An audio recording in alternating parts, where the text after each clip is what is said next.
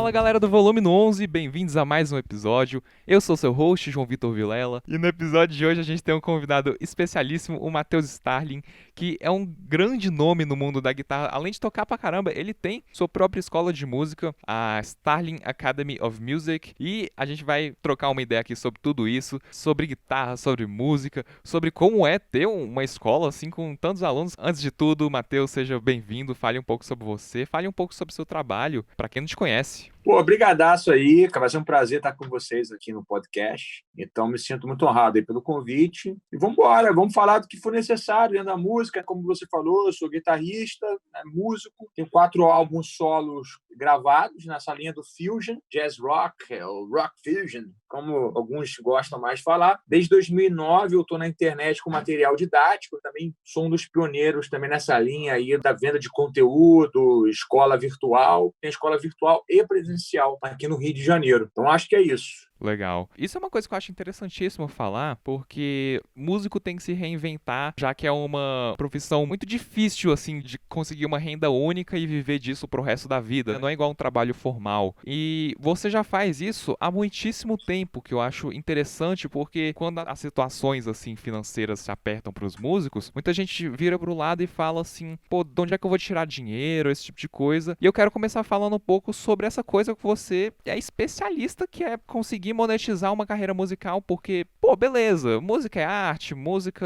tem todas essas coisas positivas e tudo mais, até tem, mas querendo ou não, você tem que achar um jeito de monetizar isso pra viver de música. Conta um pouco sobre como foi essa sacada de você conseguir monetizar a música e se tornar também um empresário, consequentemente. Então, vamos lá. Comecei tocando metal, cara, com meus 12, 13 anos. Foi o primeiro estilo que eu comecei a tocar. E eu tô falando isso porque agora, na hora do almoço, a minha esposa tava mudando de canal, aí tava lá assim, Guitar Center Session. Eu falei, não, põe lá, põe lá. Aí tava uma entrevista com Dave Mustaine, do Megadeth, e onde ele fala um pouco, eles tocam, né, cara? Era um vídeo já mais antigo, deve ter uns 15 anos, mais ou menos. Mas assim, cara, eu parei pra ver Megadeth, uma das bandas que eu mais ouvi na minha adolescência, Metallica, Megadeth, Creator, até bandas mais pesadas. Ele falou algo, cara, que vai totalmente em encontro ao que a gente está falando aqui agora. Ele estava falando que ele era filho de empregada e tal, a mãe dele lutou muito, sempre trabalhou muito. Ele falou o seguinte, cara, eu sempre fui um músico que sempre trabalhou muito, diferentemente do que as pessoas pensam, de que o artista tem que ficar esperando alguma coisa acontecer, alguém chamar. Cara, olha só, isso que ele falou é lógico e óbvio para quem tem uma banda com 30, 40 anos de carreira. Metallica, Megadeth, qualquer outra banda que dura ao longo do tempo, só dura porque existe uma mentalidade empreendedora por trás.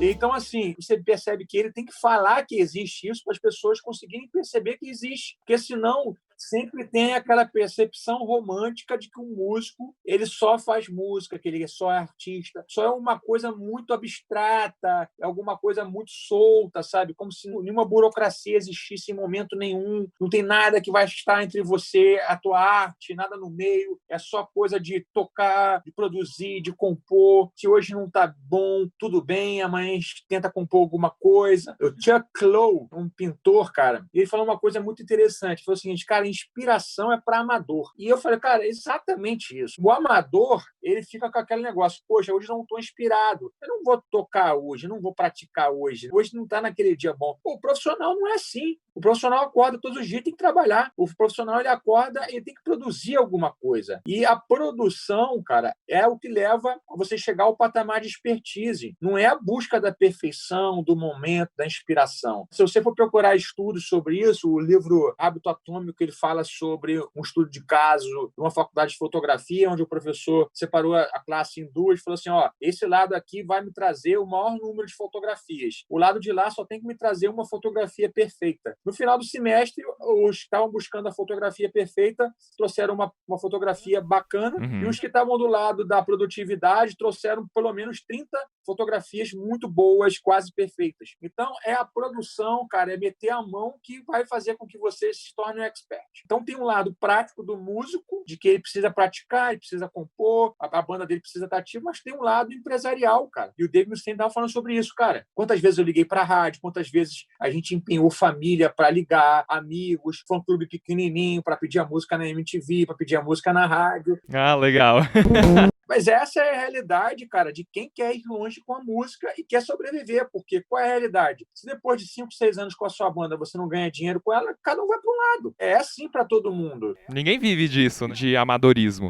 E ninguém vive de like, entendeu? Você tem que monetizar. É tipo assim, o que adianta você ter 100 mil seguidores se ninguém comprar nada de você? Você tem que vender. Então, assim, é o que o Kevin Kelly fala, 1000 fãs verdadeiros. Você não precisa de 100 mil fãs, meia bomba. Você precisa de 1000 fãs que consomem. Se você tem 1000 fãs que consomem o seu produto, você vive uma vida. Põe aí, se cada fã teu consumir de você R$300 por ano, e se você tem 1000 fãs verdadeiros, você vive uma vida, a sua banda vive uma vida. Então, imagina se você multiplica isso 2, 3 vezes. É suficiente, você não precisa de muitos fãs, mas você precisa de fãs verdadeiros que apoiam o seu projeto. Isso é o que acontece comigo há muitos anos, cara. Eu comecei a fazer conteúdo, vender em 2009. Hoje em dia, eu tenho a escola, tenho um curso chamado Professor de Músico Empreendedor, que grande parte dessas pessoas vieram lá atrás dos meus DVDs que eu vendia de videoaula, comprava um, comprava outro. É o que a gente chama de lifetime value. Você entregar valor de longo prazo para as pessoas que estão consumindo o que você faz. Então, essa visão, eu sei que não é romântica, ninguém entra na música por causa disso, ninguém entra na música pensando nisso, e nem tem que ser, mas chega uma hora que você precisa ter essa virada de página, entendeu? Exato. Ninguém entra na música pensando em bater na porta dos outros falando, ei, deem uma olhada no que eu tô fazendo. A gente gostaria que todo mundo tivesse interesse de ir atrás do que a gente faz, mas não é assim que funciona. Isso aí é um comportamento de uma criança animada, cara, é de achar que o mundo vai parar para prestar atenção no que você está fazendo. E tem muita gente que cresce com essa mentalidade, porque não foi treinado para pensar de outra maneira. A mentalidade, cara, é o que destrói a pessoa ou o que faz com que ela chegue longe. Exato. Porque a briga tá na cabeça, cara. Se você se vê como um cara limitado, se você se vê, isso aqui não é para mim, eu não nasci com esse dom, então é isso que você vai ser. Uhum. A luta tá dentro da sua cabeça. Se você se percebe como alguém que pode adquirir expertises novas, vai te ajudar a alcançar algo que você não tem ainda, coisas que você não faz ainda, isso não é para mim ainda. Ou você pode pensar assim, isso não é para mim, nunca será, porque eu não nasci com esse dom, não me sinto vocacionado para isso. Então, assim, cara, essas crenças limitantes são complicadas. É a questão da mentalidade. Crenças limitantes, sentimentos limitantes, por exemplo, poxa, cara, eu ligo a câmera, eu travo. Isso é uma realidade, pode ser agora, mas você pode treinar, praticar e ligar a câmera e ser fluente, falando, tocando. Por exemplo, eu não nasci, cara, eu sou um comunicador. Meus primeiros vídeos no YouTube eram super devagar, não tinha dinâmica. Você vai incorporando o que é necessário para você alcançar seus objetivos, entendeu? E a parte boa é que ninguém vai lembrar desse seu começo que você não era a pessoa mais eloquente do mundo. Não, e também, cara, olha só, se você não começa, você não melhora. Esse é um equívoco. As pessoas buscam perfeccionismo. Não, na hora que tiver perfeito, eu faço. Tá errado. Você tem que começar, cara, quando você já tem o mínimo viável de exposição. Eu costumo falar essa palavra. Tem uma hora que tá uma bosta teu som, cara. Tá tudo bem, não tá na hora de mostrar. Você tem 3 meses tocando, 6 meses, não precisa mostrar para ninguém. Mas quando você vira essa chave e fala assim, cara, eu já tenho alguma coisa para mostrar aqui. Começa a fazer logo, entendeu? Uhum. Não espera a câmera tá perfeita, o som tá perfeito. Não, porque nesse processo você se desenvolve. E não tem outra maneira de se desenvolver, cara, a não ser fazendo.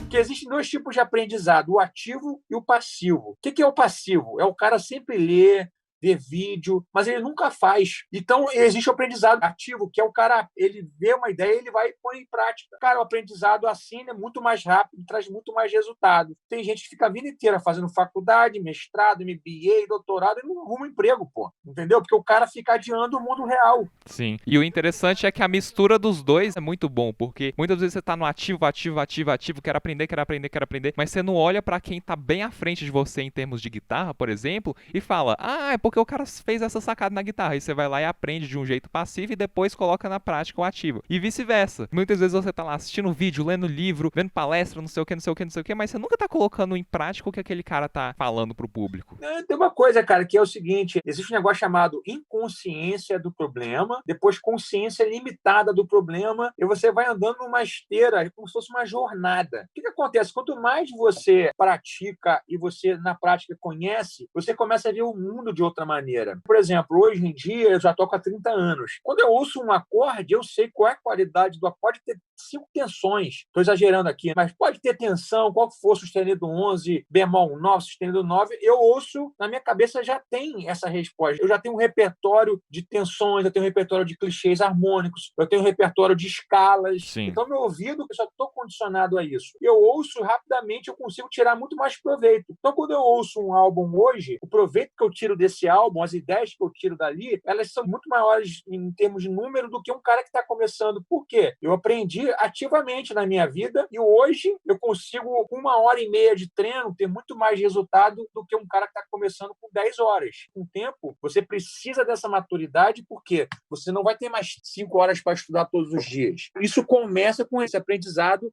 ativo. Você sempre tem que ser ativo, cara. Aprende, põe em prática. Aprende, põe em prática. E talvez esse seja um dos maiores problemas da nova geração. Ver muito vídeo, baixar muito método, mergulhado num mar de informação e pouca acabativa. O que é acabativa? Não acaba. Pô, tem que pegar e tem que executar. Tem que acabar a composição. Essa é a realidade. Concordo plenamente com você. Como que foi essa sacada? Porque, querendo ou não, cada um tem o seu começo e eu quero saber sobre o seu. Como que você teve essa sacada de perceber que você precisa ter algo do tipo uma escola de música? Então, olha só, a escola de música é uma história meio longa, vou tentar resumir. Eu nunca quis abrir uma escola de música, não era um plano meu. O meu plano sempre foi a minha carreira, a carreira solo. Mas eu sempre fui professor, cara. Eu sou um professor, vou falar isso aqui com devidas vênias, para não parecer soberbo, eu sempre fui um bom professor, porque eu sempre fui muito observador analítico, essa coisa da minha personalidade analítica. Os processos, eu sempre tive eles muito claros. Então, eu sou um cara que sou bom de processo. Eu sou bom de pegar um assunto, cara, destrinchar ele, entregar muita coisa sobre o assunto, ir fundo nele e conseguir transformar isso em algo que seja claro para o aluno. Então, eu sempre estive ali, cara, dando aula, desde 16 anos de idade, dei aula, me formei na Berkeley, o que acabou me dando uma base didática muito forte. Então, assim, desde 2009 voltei ao Brasil, dava aula no meu estúdio. Não tinha plano de abrir uma escola de música, mas aí, cara, veio uma parceria. A Berkeley, ela começou a me dar uma sondada, porque eu estava preparando muito aluno para enviar para lá. Os alunos chegavam muito bem preparados. O pessoal do staff lá, uma pessoa específica, começou a me falar: cara, eu vejo que seus alunos chegam aqui muito bem preparados. Você não quer tentar fazer isso numa escala um pouco maior, preparar mais alunos de outros instrumentos? E aí que veio a ideia de abrir um espaço, no início, mais vinculado a preparar as pessoas para Berkeley, para o MI, para a GMC Academy na Austrália, faculdade no exterior. Então, a gente começou com esse viés. Nossa proposta inicial era muito essa, preparar aluno para o exterior. Depois, a gente foi expandindo um pouco mais essa proposta, até que hoje em dia nós somos uma escola que tem esse lado de quem quer estudar fora, tem o lado do músico profissional que quer melhorar, mas também tem o lado do músico amador que quer tocar só por prazer, e a gente abraça isso tudo. Então, esse lado da escola não foi uma coisa planejada, mas já estamos há 5 anos com a escola aberta, já passamos de 5 anos. Estamos aí, cara, crescendo, porque tem qualidade, entendeu, cara? A gente faz com muita paixão e com muito processo, sabe? Nada é, vamos dar uma aula aqui, ver o que o aluno quer e vamos dar uma aula. Não, cara, tem processo, tem metodologia. Então, a galera chega ali para ter aula na virtual ou na presencial, tá tudo apostilado. O cara tem aquela segurança de que ele está estudando uma coisa que já foi pensada. Então, assim, é uma coisa diferenciada realmente no Brasil, onde a imensa maioria das escolas não tem metodologia. Só simplesmente o professor chega ali, pega uma folha e escreve na hora o que ele quer com o aluno. Não que esteja errado isso, mas a gente tenta ir para um patamar além disso, que é profissionalizar tudo, de ponta a ponta.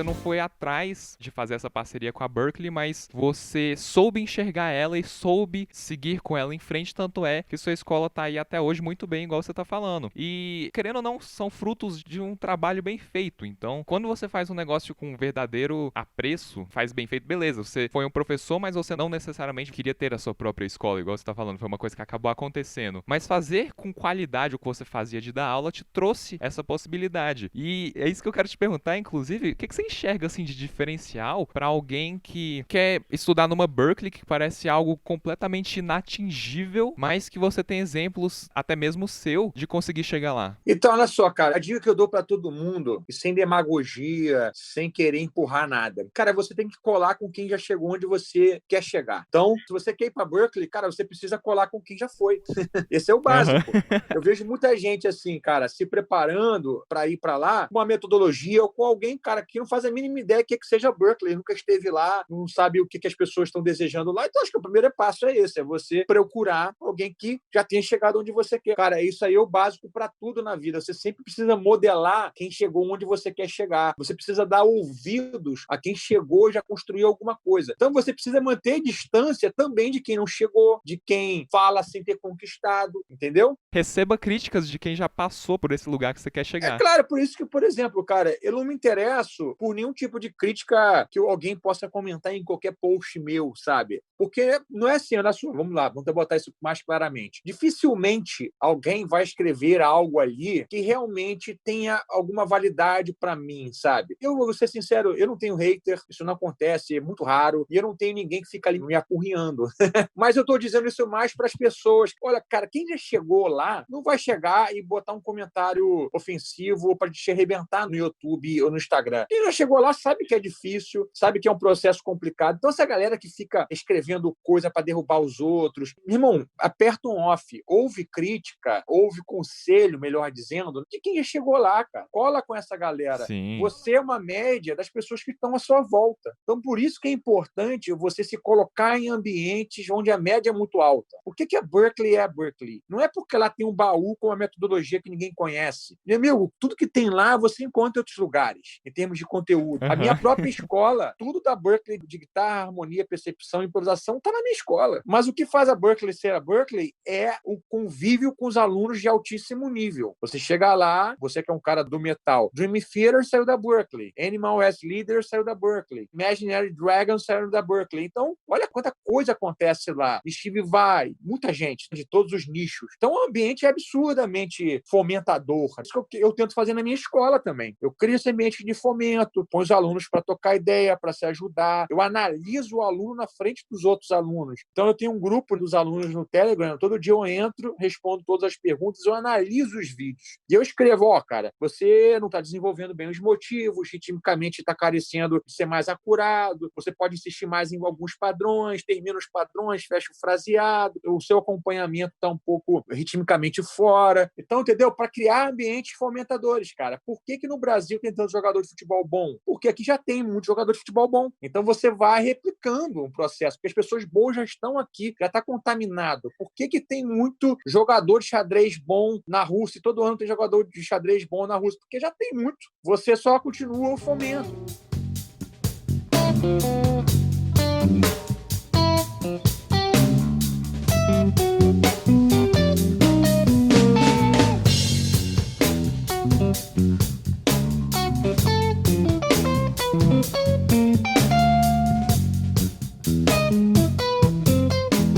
E parece boba essa sua resposta. Hoje em dia, a grande diferença de você julgar esses conservatórios de formas diferentes, todos esses ambientes, é justamente o contexto de que está inserida aquelas pessoas. Se você está numa faculdade de música não tão boa, vão ter bons alunos? Vão ter bons alunos, mas vai ser numa proporção bem menor. Consequentemente, isso vai refletir em você. Então, essa resposta que você está dando, ela é interessante porque é tipo assim, por que a Berklee consegue muito mais resultado em termos de histórias de sucesso do que uma faculdade que não tem tanto reconhecimento aqui no Brasil? Porque eles já conseguiram isso no passado. Logo, o ambiente deles é propenso a isso.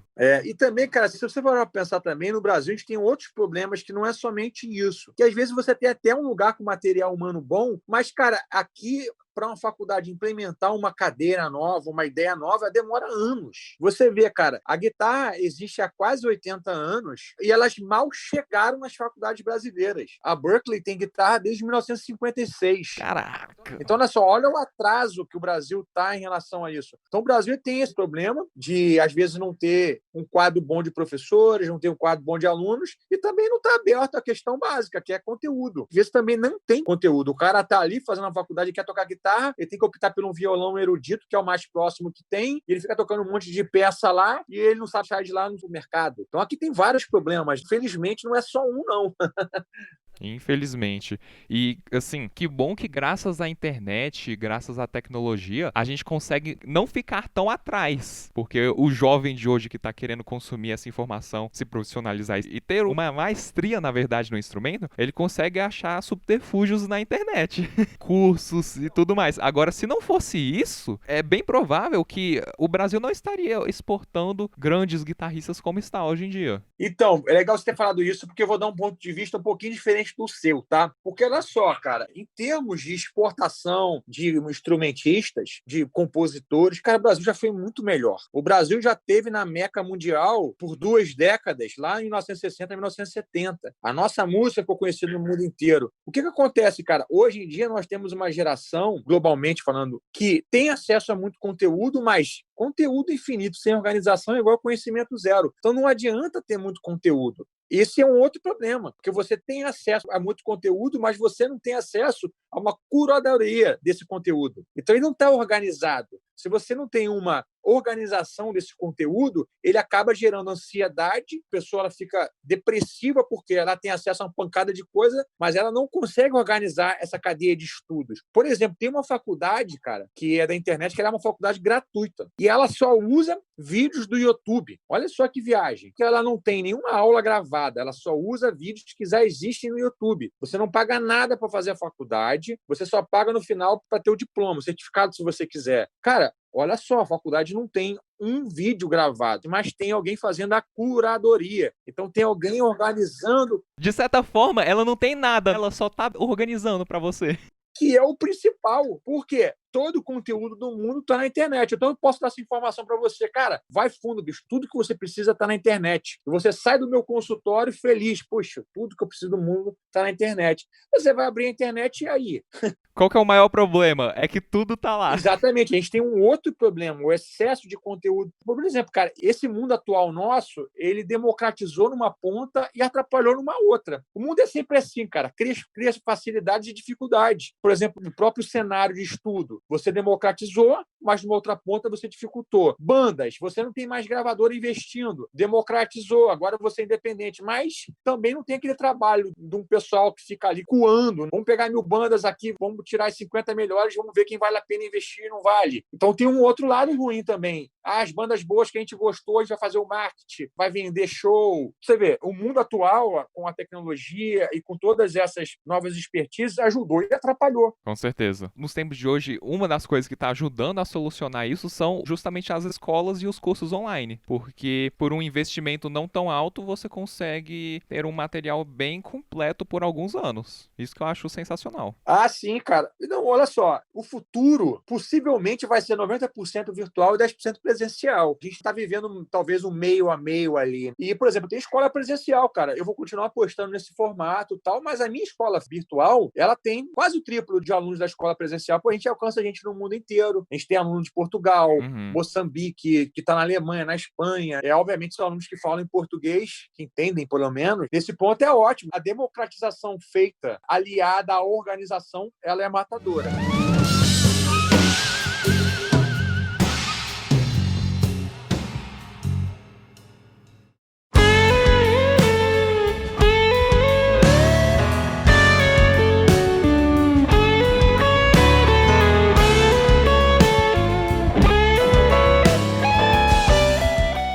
a gente tá falando bastante sobre esse tópico de como que as pessoas que estão iniciando essa carreira de profissionalizar uma carreira musical, que estão querendo achar os melhores métodos, estão querendo aprender um instrumento, mas também sobreviver e conseguir ganhar dinheiro com isso. Quando você olha pra trás, o que é que você enxerga, assim, de coisas que você poderia ter feito diferente, que se você estivesse começando hoje, você ia ter muito mais facilidade, porque lá atrás você não percebia esse problema? Ó, cara, acho que a única coisa que eu falaria para um eu meu antigo seria eu buscar uma formalização musical mais cedo, sabe? Porque eu fui muito autodidata por muito tempo, estudando sozinho, e aquela questão que eu falei no início lá da inconsciência do problema, sabe? Quando você tá sozinho, cara, você não tem referência para saber se o que você tá fazendo tá bom ou não tá. Você acha que tá bom, pô, pro seu mundo ali, cara, tá tudo certo. Você olha, talvez, alguns exemplos, um ou dois, mas não tem como você ter um parâmetro melhor, você não tem como ter uma autoavaliação boa, que você ainda tem construção. Então, eu Uhum. demorei muito, cara, para buscar um estudo, por exemplo, estudar harmonia e percepção. Foi uma coisa que me ajudou muito. Eu só fui estudar com 23 anos, decidi ser músico com 16 anos. Eu já poderia ali com meus 17, 18, começar a estudar de maneira mais organizada, assim, cara, levar uma coisa assim, pô, preciso de uma organização, preciso de direcionamento. Aí eu só fui para Berkeley com 25, 26 anos, cara. Então, assim, chegou lá, eu já tocava profissionalmente desde os 16 anos, tocava bem, de vindo do rock and roll, do metal, tinha experiência de banda pop, banda de baile. Só que eu cheguei lá, tomei uma coça, cara, porque lá os músicos já vinham de um treinamento desde a infância, música na escola, leitura de partitura, conhecimento de harmonia, percepção, e eu tinha um conhecimento limitado sobre isso ainda. Então, tive que correr meio que atrás do tempo perdido, porque fui cabeça dura, porque eu tinha condições financeiras de estudar. Esse não era um problema para mim, era só mesmo uma limitação de mentalidade. Eu vim Entendi. numa família de classe média, então, assim, meus pais nunca se opuseram a pagar uma aula particular ou uma aula numa escola de música. Na verdade, era a minha cabeça mesmo que eu achava que era desnecessário. Eu tinha aula, por exemplo, de guitarra, mas eu procurava o cara que era fritador, por exemplo. O cara que me passava um monte de lick, subia, descia, tal, rápido. Só que, cara, eu não estava me desenvolvendo em termos harmônicos, em termos de improvisação, a minha percepção. O professor estava ali para me atender. Eu não quero isso, meu irmão. O cara, beleza, isso que você quer, vamos te atender. E não estava explorando outro lado. Então, esse é um aspecto que, se eu puder dar um conselho para quem é mais novo, é, cara, estude de forma mais séria o quanto antes. Vai te ajudar em toda a sua carreira.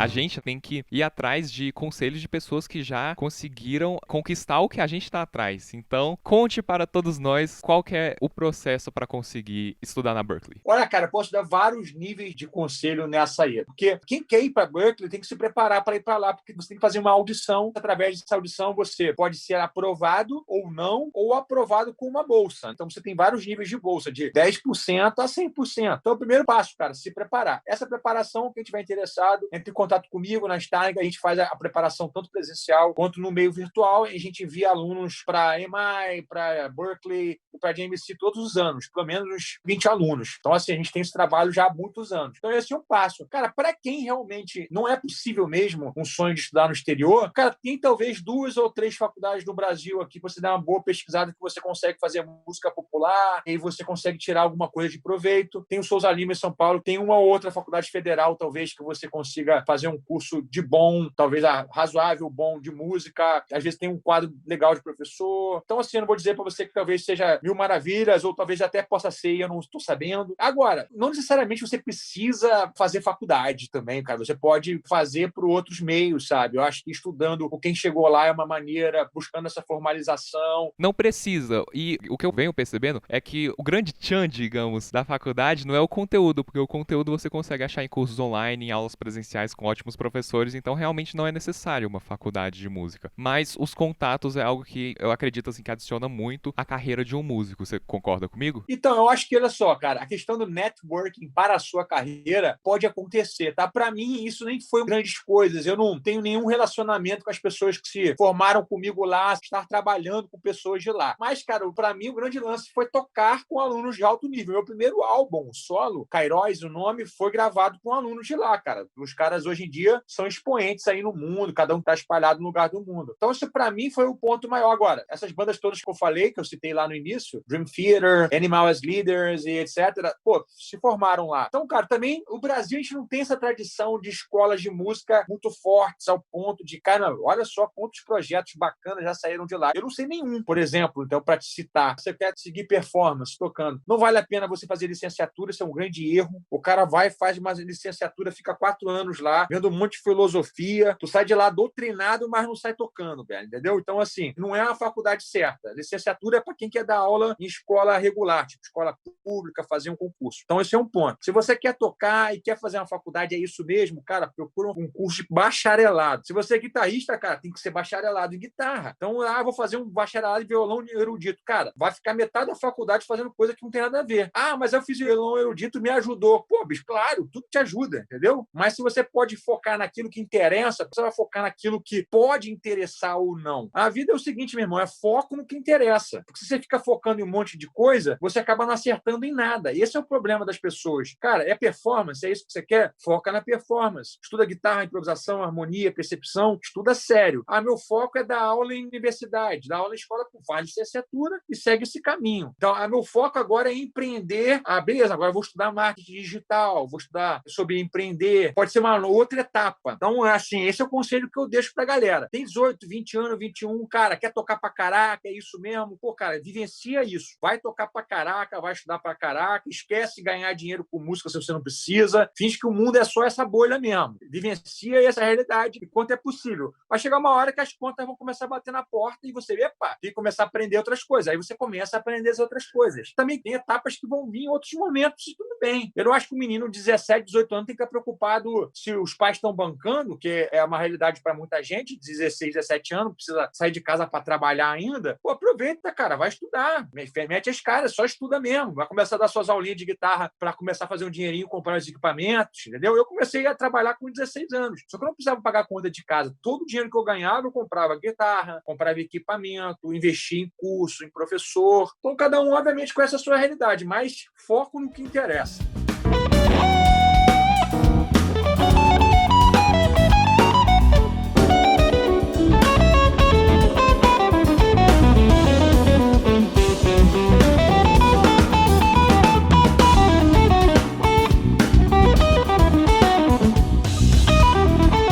Sensacional.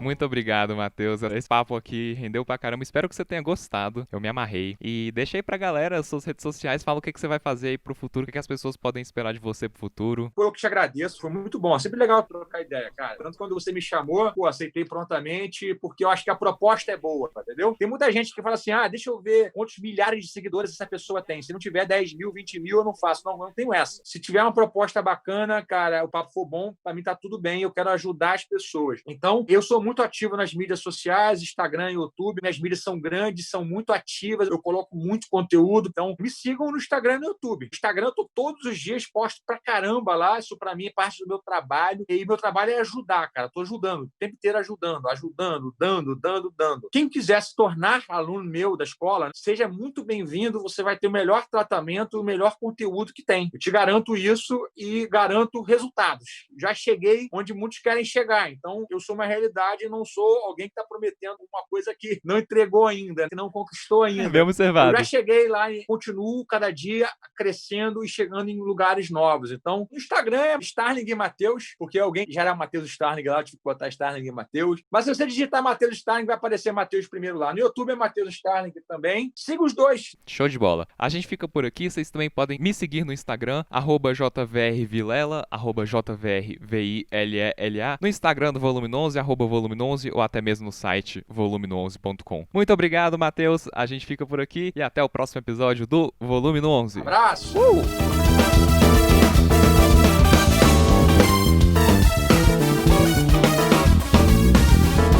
Esse episódio foi editado por mim, João Vitor Vilela, e até a próxima.